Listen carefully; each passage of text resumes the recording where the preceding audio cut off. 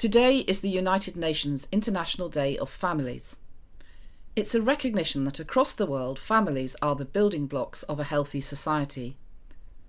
This is something that is right at the heart of another international organisation, the Mothers' Union, whose regular publications are tellingly entitled Families First and Families Worldwide.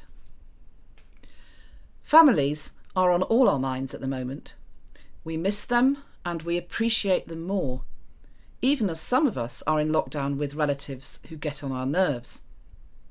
A survey of over 2,000 people published by Christian Aid last week showed that many of us are planning to change our lifestyles after lockdown is eased so that we see more of our families. They are more precious than we realised. As the song says, you don't know what you've got till it's gone.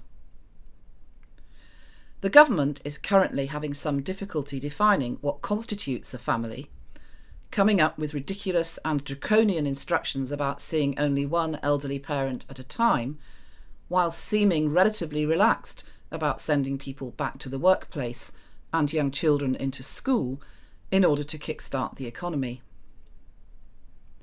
Family was very important to Jesus. He made sure that his mother had a new family to take her in as he hung dying on the cross.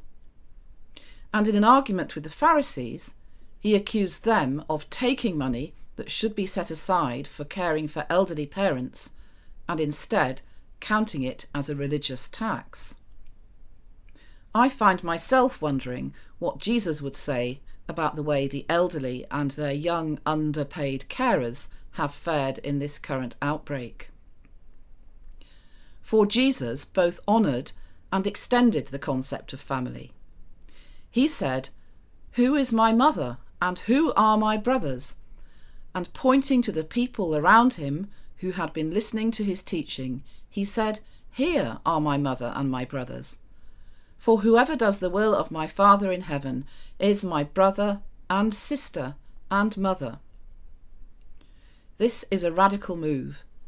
It offers us great hope because it means that those of us who are on our own with no family, or who are estranged from our birth families, can find our family in the community of his church. We can belong. But it also places a demand on us to treat all human beings as part of the great family, as our brother, sister, mother, father, and in the end, as Jesus himself. Truly I tell you, just as you did it to one of the least of these who are members of my family, you did it to me. Jesus says that it's on the basis of this that the nations of the world will ultimately be judged. I wonder how our nation will fare.